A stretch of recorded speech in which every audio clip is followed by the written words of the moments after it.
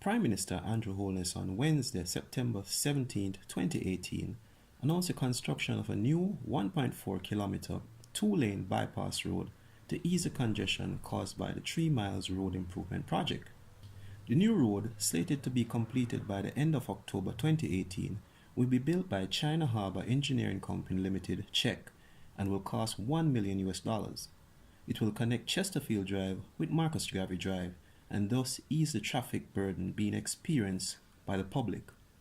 Travelers would make the Chesterfield Drive turn going into Seaview Gardens just beside Red Stripe Dennis and Geddes plant, go down the road, and then make a left turn and drive beside the train lines and connect with Marcus Garvey Drive.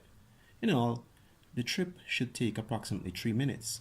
As is said, intelligence is the ability to adapt to changes, and so we see the government making improvements that are welcomed by the public.